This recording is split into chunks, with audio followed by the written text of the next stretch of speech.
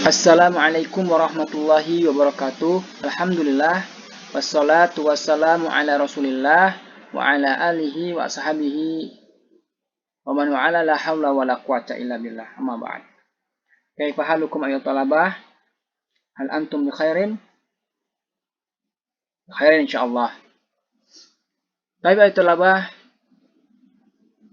Awalan nashkurullah azza wa jal ala liqad ta'na ni'matan katsiratan hatta nastati' an nuwasila ad-dars fi hadzal yawm wa hiya darsul al-hadis.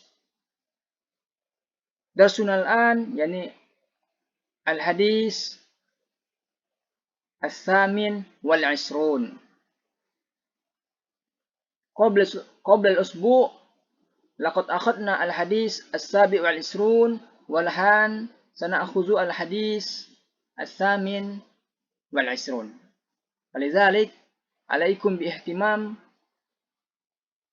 wa bitarkis bi hadha ad-dars hatta yani tafahamu jayidan.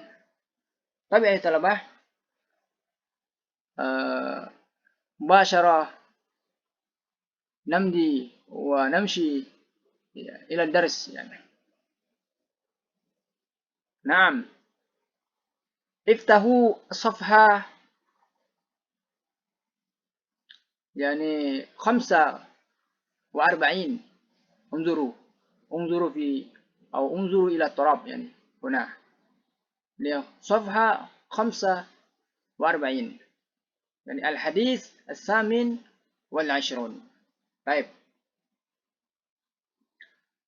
عن أبي نجيه العبادي بن السارية رضي الله عنه قال وعظنا رسول الله صلى الله عليه وسلم موعظة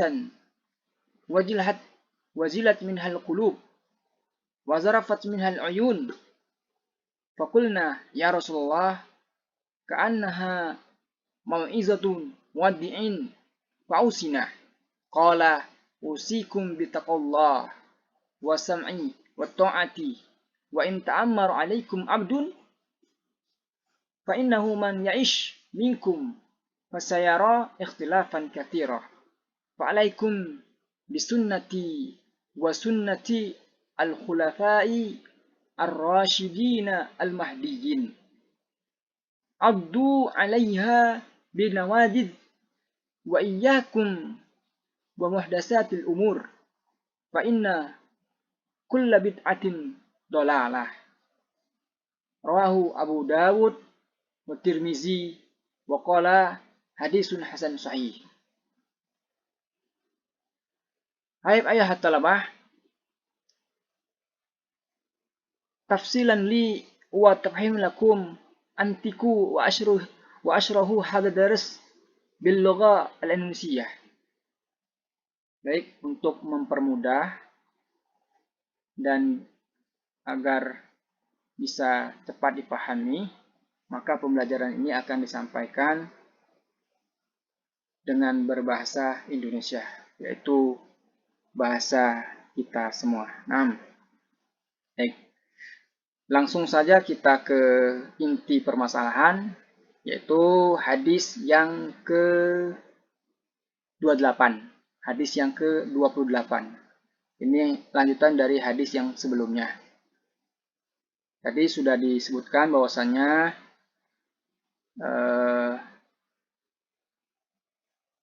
hadis yang ke-28 adalah hadis lanjutan dari hadis yang sebelumnya. Baik, langsung saja. Ustaz akan bacakan redaksi hadisnya atau teks hadisnya. Nah, di sini. An Abi Najihil Irbadi bin Sariyah radhiyallahu anhu berkata. Jadi dari Abi Najih Al-Irbadi bin Sariyah radhiyallahu anhu berkata, wa azana Rasulullah SAW mau'izatan. Rasulullah SAW memberikan kami nasihat. Wajilat minhal qulub, yang menggetarkan hati kami. Wazarafat minhal uyun, dan membuat mata kami berlinang. Fakulna, kami berkata, ya Rasulullah, wahai Rasulullah, ka'anna, seakan-akan, mau izotun, nasihat ini, muaddiin, nasihat perpisahan. Fausina, maka berilah nasihat kepada kami. Qala, Rasulullah SAW bersabda, usikum bittaqwallah, aku wasiatkan kepada kalian agar bertakwa kepada Allah Subhanahu wa taala. Wasam'i wat ta'ati, dan tunduk serta patuh terhadap pemimpin kalian. Wa in ta'ammara, meskipun kalian dipimpin, nah, kalian dipimpin oleh seorang abdun, yaitu seorang budak. Fa innahu, maka sesungguhnya, man ya'ish, barang siapa yang hidup di antara kalian, minkum, di antara kalian, setelah ini, maksudnya setelah Rasulullah, fasayara ikhtilafan katsira, maka akan melihat perbedaan yang banyak. Maka akan melihat banyak perbedaan. Fa'alaikum bisunnati, maka kata Rasulullah, maka hendaklah kalian memegang sunnahku, memegang ajaranku. Wa sunnati khulafa' ar-rasyidin, dan ajaran dan sunnah dan jalan khulafa' rasyidin al-mahdiyin, yang diberi petunjuk. Addu 'alaiha bin nawajid, gigitlah dengan gigi geraham, maksudnya genggamlah dengan kuat. Wa iyyakum muhdatsatil umur, dan hindarilah oleh kalian perkara-perkara yang diada-adakan. Fa inna kulla bid'atin dolalah, karena sesungguhnya setiap yang bid'ah adalah dolalah, sesat atau menghancurkan. Baik sahabat, kita akan lanjutkan ke lughatul hadis. Jadi di redaksi hadis ini nanti kita akan perjelas di fawaidah atau faidah-faidah hadis. Langsung kita masuk ke lughatul hadis, yaitu bahasa-bahasa yang terdapat di dalam hadis ini, ya, atau kata-kata yang terdapat di dalam hadis ini. Nah, ini. Kemudian ini adalah maksud dari hadis tersebut, maksud dari kata-kata tersebut. Nah, ini ya, maksudnya asyarahnya. Nah, di sini yang pertama adalah wa'azona. Wa'azona sini maksud wa'azona di sini artinya memberi kami nasihat.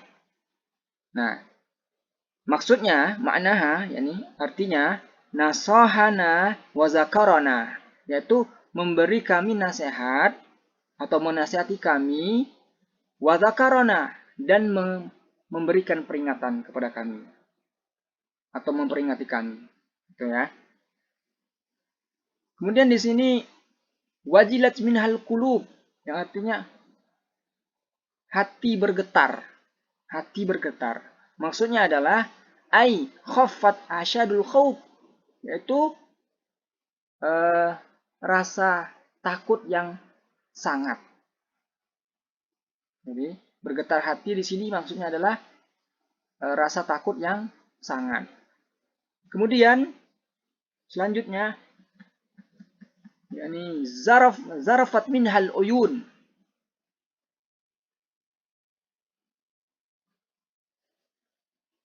Zarafat minhal uyun maksudnya adalah berlinang air mata. Berlinang air mata. Berlinang air mata maksudnya di sini adalah salat bidumu, air mata mengalir. Air mata mengalir. Terus berikutnya alaika bisunnati. Nah, hendaklah kalian memegang sunnahku. Maksudnya di sini adalah yaitu toriqoti, jalanku, azumuha, wa tamassuku biha, dan berpeganglah teguh kalian dengannya. Gitu ya. Terus bin nawajid itu gigi geraham ya. Maksudnya di sini adalah nawajid, gigitlah dengan gigi geraham. An-nawajid ini awal, yani awakhiru ad, yani adraj.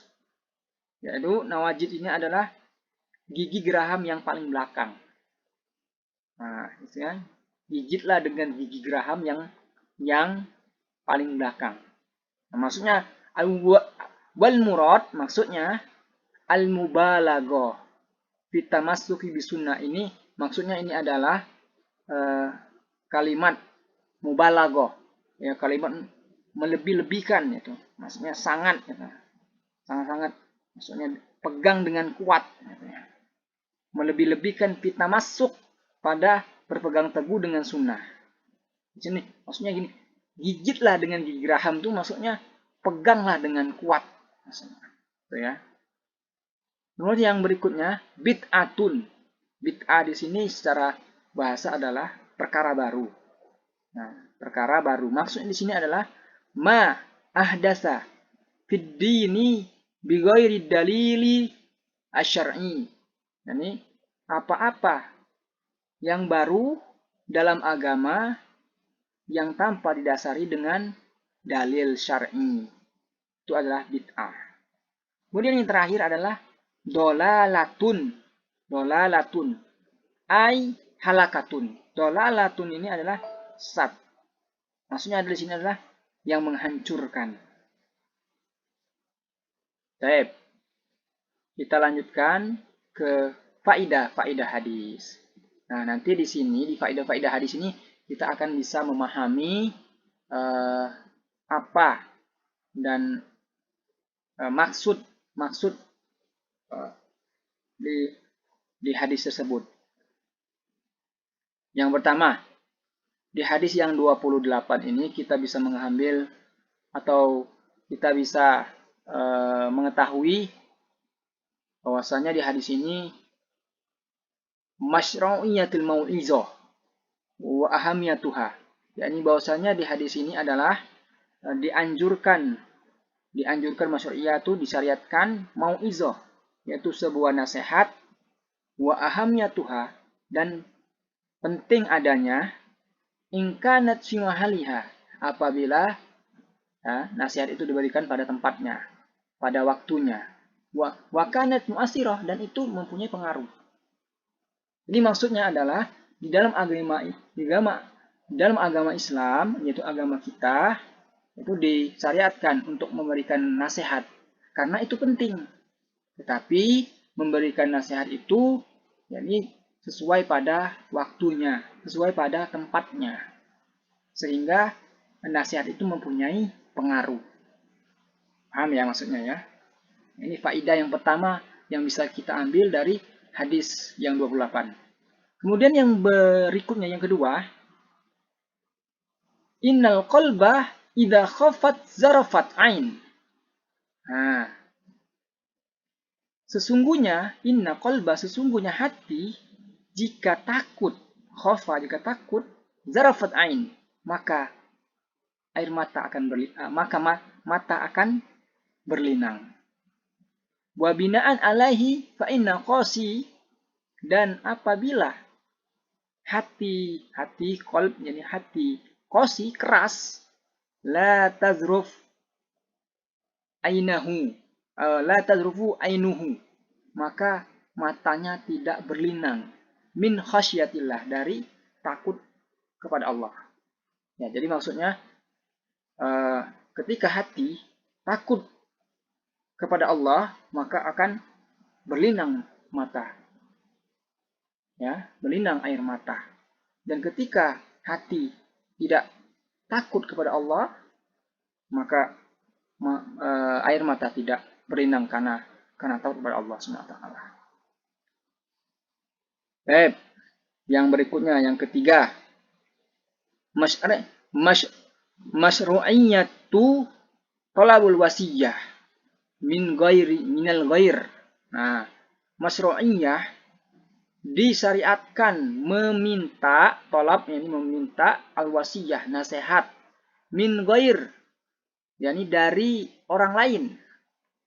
Ya, la siyama, apalagi ya, idza kana al-musi, apalagi orang yang memberi nasihat, yakni sahibul fadl min ahli ilm, yakni orang yang mempunyai keutamaan dari ahli dari ilmu ya, orang yang mempunyai keutamaan dari sebuah ilmu atau orang-orang yang ahli ilmu. Nah, itu. Jadi dalam agama Islam itu disyariatkan atau dianjurkan kita meminta nasihat kepada orang lain. Apalagi orang yang diminta nasihat itu atau orang yang memberi nasihat itu orang-orang yang mempunyai keutamaan dari sisi keilmuan. Contoh misalnya kita meminta nasihat kepada guru kita yang soleh, misalnya minta nasihat kepada ustadz kita yang soleh, ustadz kita yang mempunyai ilmu yang mumpuni, gitu. Maka ini disyariatkan, dianjurkan.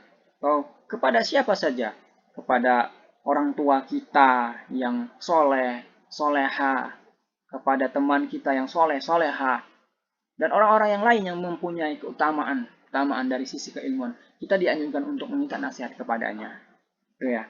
Kemudian yang keempat, inna min ahami ma yusibihi al-abd, yakni taqwallahi ta'ala fahiya wasiyatun awwalina wal akhirina. Nah, inna min aham, di antara, yakni min aham, di antara yang paling penting apa-apa yang diberikan nasihat seorang hamba, yaitu adalah takwa, yaitu takwa kepada Allah Ta'ala. Fahiyah, dia adalah, karena dia adalah wasiyatun, wasiat yang pertama, awalin yang pertama, wal akhirin, dan yang terakhir. Nah, jadi maksudnya adalah sesungguhnya di antara nasihat yang paling penting diberikan seorang hamba adalah nasihat ketakwaan kepada Allah. Karena ini merupakan adalah nasihat yang utama, yang pertama, dan yang terakhir. Maksud ya, mudah-mudahan antum paham.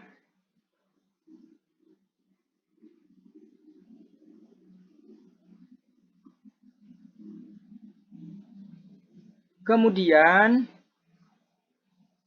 yang berikutnya adalah faidah yang kelima, ahamiyatul wasiyah, yakni pentingnya wasiat, pentingnya sebuah wasiat, sebuah nasihat, yaitu bisam'i wa ta'ati, yaitu dengan tunduk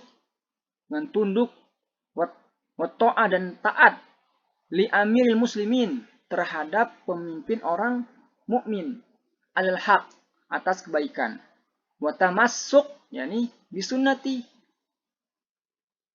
dan berpegang teguh dengan ajaran Nabi SAW, wa khulafa rasyidin, dan khulafa rasyidin, ya. Kemudian yang kelima, al hadisu dalil, yakni hadis ini bukti ala mu'jizatin min mu'jizatir rasul, bukti mujizat di antara mujizat-mujizat Nabi SAW, yang sebagaimana Rasulullah SAW sebutkan, fa innahu man ya'ish minkum fasayara ikhtilafan katsira, maka sesungguhnya yang hidup setelahku di antara kalian maka akan melihat perbedaan yang banyak, atau banyak perbedaan.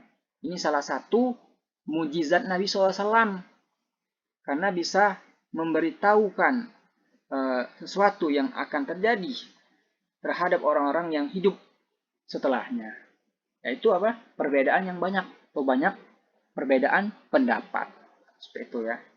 Kemudian yang ke-8, at-tamassuk bisunnati, yaitu berpegang teguh dengan sunnah, dengan ajaran, dengan jalan. Wahiyya thariqatun nabi, itu adalah jalan Nabi sallallahu alaihi wasallam. Wan najatu min ikhtilaf, yang selamat dari perselisihan, perbedaan pendapat. Wa kadzalika sunnatu al-khulafa ar-rasyidin. Begitu juga yakni sunnah, jalan atau ajaran khulafa ar-rasyidin. Jadi maksudnya adalah berpegang teguh dengan sunnah adalah jalan Nabi atau ajaran Nabi yang selamat yang selamat dari atau terhindar dari perselisihan, perbedaan. Begitu juga ketika kita berpegang teguh dengan ajaran para khulafa ar-rasyidin, para sunnah khulafa ar-rasyidin. Kemudian yang terakhir adalah tahdzir minal bid'ah. Ya. Faedah yang terakhir adalah tahdzir, disebutkan di hadis ini adalah tahdzir minal bid'ah, yakni ancaman dari perbuatan bid'ah. Tadi kan sudah disebutkan wa iyyakum bi mudasatil umur, ya. Wa iyyakum mudasatil umur. Muhadasatil umur.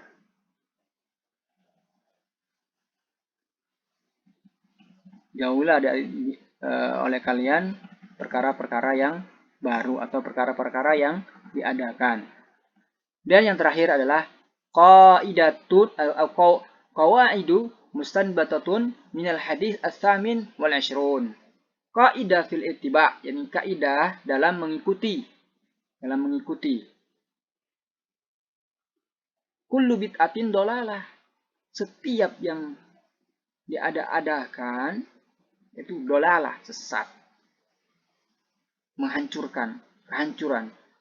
Wa alaihi fala yujad bid'ah hasanah, maka tidak ada di atasnya yaitu bid'ah yang baik, bid'ah yang baik.